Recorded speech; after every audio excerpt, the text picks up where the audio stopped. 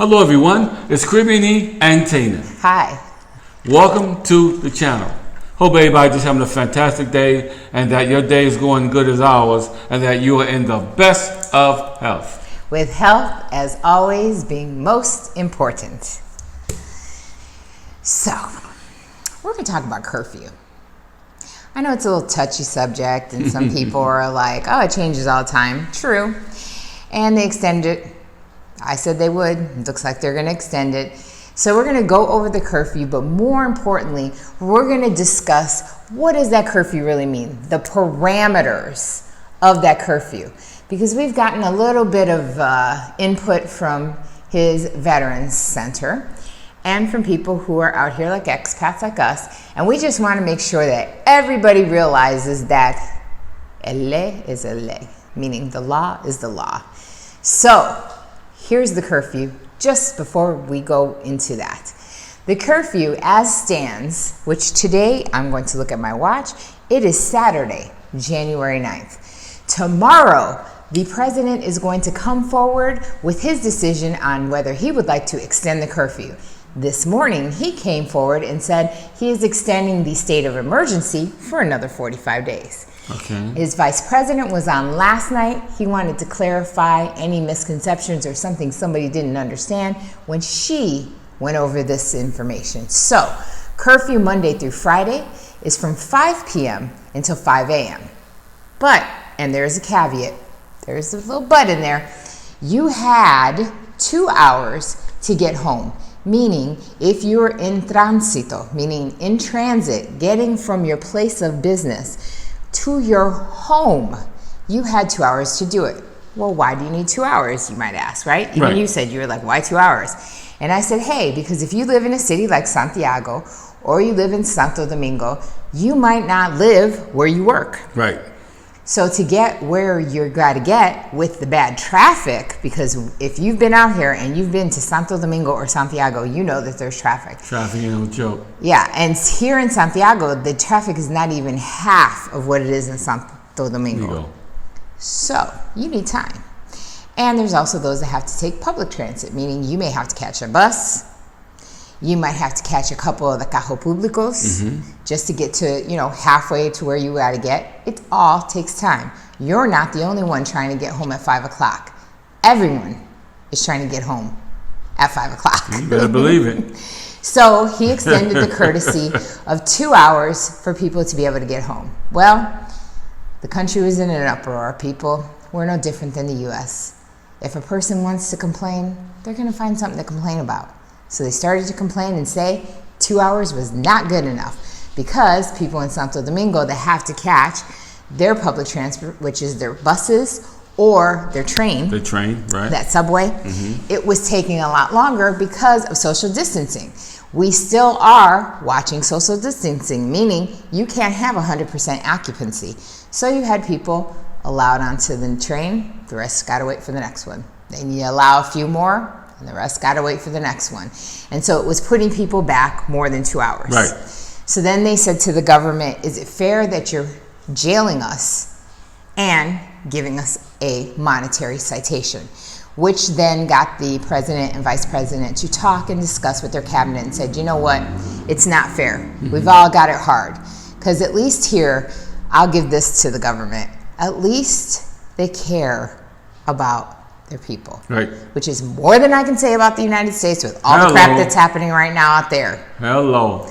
So he said, instead of having 2 hours, I am going to extend yet another hour, 3 hours for you to get to where you want to get. But here's the issue, and here's where I will play devil's advocate and throw my little dagger and say, I'm going to start some crap. So his vet center tried to make an appointment at a hospital for him about 4:30, right? At 4:30. And so I said, I happen to know that nothing here happens on time. Nothing. I happen to know on top of that people take their time when they finally realize you're there to get waited on. I said, so I can guarantee you, you're not even going to get seen until 5 or 5:30. Right. And I said, so you are not an emergency. You're there Right. for a consultation. Right. And although that doctor may think that he can stay around because he's got 3 hours to get home, and hey, he might live only 20 minutes from Home's hospital. I was like, you, on the other hand, are not that doctor. So when he gets done with you at 6 o'clock and you get out of there, I was like, they're not going to extend you and your taxi that courtesy. And then the VA place was like, oh no, because we have decals. And I said, that's an abuse of power. It's an abuse of power because technically nothing is supposed to be in operation past 5 o'clock. Right. Therefore, if they are seeing you at 5 or 5:30, even if they're seeing you at 4:30, the fact that you did it so late, you're abusing that time that somebody that actually might need to be on the road to get home because Right. they live outside of Santiago, maybe Right. like in the Campos or something, but they work in Santiago, you're in their way. And so that's where I stand on that. But the curfew is what it is. You guys interpret it how you want, but I interpret the law as being the law. Meaning that if the president or someone looks at me and says, you have all businesses open until 5 o'clock. If I see any businesses open past 5 o'clock, I'm going to fine the business. I'm not going to fine you. I'm going to fine the business. So that 3-hour extension that we now have, because I know he's going to extend the curfew tomorrow. I'm like 90% sure he's going to extend that curfew. Our numbers, our COVID numbers are not looking good. They're up. Our deaths are up. Our positive cases are over 40,000. They're nervous. The hospitals are almost at full capacity, and they're turning other wards in the hospital into COVID centers, just like they're doing in the U.S. So I'm pretty sure that the curfew is going to stay. But regardless, a lot of people don't like their curfew time. So that's only Monday through Friday. Then we hit Saturday and Sunday. Saturday and Sunday, the curfew is noon. At noon, 12 o'clock. Until 5 a.m. So people really were up in arms about that. They were saying, now we have to close down our places of business. It's not worth being open on a Saturday or a Sunday. Why even bother? Because we can't get our employees home by midnight because there was no leeway. Well, on that same broadcast that the vice president did yesterday, she said, and the president reiterated today, that they will extend the 3-hour to get home so that people can work until 12 and get home by 3. But the curfew, he said, to be clear, is on Monday through Friday, 5 p.m. to 5 a.m., and on Saturday and Sunday, noon until 5 a.m. So, what does that have to do with an expat? You're sitting at your rental. You're sitting at an Airbnb. You have a front patio, or possibly you have a backyard or back patio that's not exposed to the street. We get a lot of people that have written in and asked in the comments below, hey, what about me? What if I'm stir crazy on Saturday and it's 1 o'clock and I want to sit outside? We have a front patio, and our front patio faces the street. Right. So we've seen many videos on people faced with this problem that they've either been outside on the street that's adjacent to their house, they've been on the side of their houses, they've been in their backyards, and they've been in their front patios. And here's what I can tell you. I saw one video where people were in the back, but they were raising all kinds of hell, meaning they had music playing, they were barbecuing.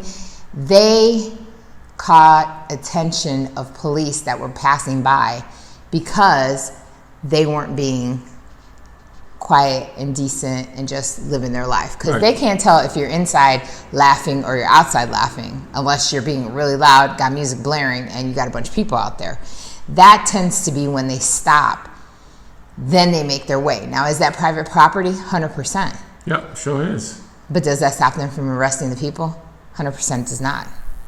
Those people were still in jail because they were saying technically it was out of the 4 walls of their home. They even went so far as to confiscate the barbecue grill and the food they were making. Now, do we sit outside on our patio at night when there's a nice breeze and have a drink? Absolutely. But do we carry music outside and raise hell and have the lights on so that the cops stop because they drive by our house? They drive by this whole neighborhood like it's nobody's business. Yeah. So I can sit out there all I want. I'm not causing any trouble. They could care less if I'm sitting outside on my patio. They won't bother you. But if I was doing a lot of hipping and hollering, that would cause them alarm to stop. And then they were asking in the comments, is it an abuse of power? Right. So right, is it? Right, That's my question. Right, is it? Right. I don't know. I mean, some instances, 100%, I think it's an abuse of power. Some guys, yeah. Others, I think it's a lack of knowing the law, intelligence-wise, because they're just regular guys that became cops out of necessity. You know, they needed jobs. Young guys, yeah. Yeah, and they don't really technically know every letter of the law, nor are they required to. You know, they don't hire them for that. That's what they hire lawyers and judges for. You know, and sometimes you got to get a little higher up person involved. Yeah, sometimes. But here's the thing, we're just expats. We're all here either living or visiting. And my best advice to any of you guys when it comes to curfew is obey the letter of the law. Then there's no room for any shaded gray area. Meaning, if the curfew is Monday through Friday at 5 p.m. to 5 a.m., be home at 5 p.m. Then you don't have to worry about explaining why you were still in transit because you don't have a job there. Right. When you open your mouth, they know you're not Dominican coming from work. You're not. So good luck explaining. And when you're going to be outside or in your backyard or your front patio and they tell you to get inside, just get inside. You can afford the air. Run your TV. Right. Watch some Netflix and chill. Right. But what you don't want to do is make it so bad that they keep on, because that's the same thing that's happening in the U.S. They keep on having all these curfews. They keep on having all these problems because they keep on having resistance. And the same thing is happening here. The more parties they catch out in the street, the more young people they see trying to run from the cops, the more we're going to end up having curfew. And you guys, as much as us, want to be off of curfew and free to live your lives and go about freely. That's my opinion. Yeah. You know, so it is what it is. I don't know what you have to say. You're exactly right. And they really, I think the noise thing is really it really attracts the police to where you are, and I guess it kind of makes them, kind of harass you just a little bit more too. You also have to realize that what they're dealing with is no different than what they're dealing with police-wise in the U.S., meaning that they're constantly coming up on violators who claim they're not violating and who want an argument and who want to tell them that they don't know their job. And when you guys have all had jobs where if every day you go in and it's a fight and every day somebody tells you don't know your job, you get to the point you're like, why the hell am I here? And you get an attitude when you go into work every day. Right. And some of these cops, that's where they're at right now. This isn't the first month of lockdown. We're going on a year, quite frankly, of curfew and state of emergency. March is going to be a year, so we're damn near around the corner of a year. So these guys are fed up. They're tired. The good ones are tired of being called villains. The villains are tired of being told what to do. And everybody's frustrated. It's not just the people staying at home, it's the police too. Well, I think they should listen to the Minister of Health and also to the President and obey the laws of the land, because that's why they're put in place to protect every one of us. And I'm seeing the hospital. I was just there yesterday. And I'm seeing how the hospital, I was afraid just to be there, just to get, my doctor viewed some x-rays about my back. I was afraid to even be there, and I wasn't even in the COVID unit. Yeah, you weren't even by emergency, yeah, right? I mean, I was by the emergency room, definitely by the emergency room. But the COVID section is way in the back, away from people, so, they don't have people. But what I'm saying is that all hospitals are pretty much at capacity, and they're trying to just protect the public and keep everybody safe. And the doctors and surgeons and all of them, they get a little bit more leeway, but that still don't give them the right to give their passes to their kids or whatever, and they can ride around and think they can be out all night long having a good time while everybody else is on lockdown. Yeah. And that was one of the problems too as well. So I would just follow the rules, because they made me an appointment for 4:30. Yeah. At the vet center. Okay, at 4:30. I said, wait a minute, hold up now. I said, the curfew starts at 5. So why would you make me a 4:30 appointment? Yeah, that's what I wanted. And the curfew's at 5. But the lady that was there, the rheumatologist that made the appointment, she can go and come as she please, because I guess she got her credentials or whatever she got. Because doctors can, yeah. Yeah, doctors can. A certified doctor, they can have more movement, than the average person. But for the most part, what happens if I get into my Uber guy that's gonna bring me home and they stop us in the neighborhood that I live in and saying, what are you guys doing out here? You know, da da da da. Now they're saying that the people that's supposed to be transporting patients, whatever, they're supposed to have a piece of paper on the windshield. Right. Explain to them. Here is where the problem is. When the police stop you, they're going to ask the driver what he's doing, Right. and he's going to say he's taking you, and they're going to verify with you. Right. And when they speak to you in Spanish and you cannot answer them because you don't know what they're asking you, nor can you tell them in Spanish because 9 times out of 10 they're not going to speak English, there's going to be a miscommunication problem. And for that alone, I know they'll be like, snatch, back of the truck, go down to to let the police chief sort it out. So just remember that, and maybe this video will help you to make better decisions or to make any decision when it comes to the curfew here in the DR. We're just talking about the DR because we're the only ones that has that curfew for that time.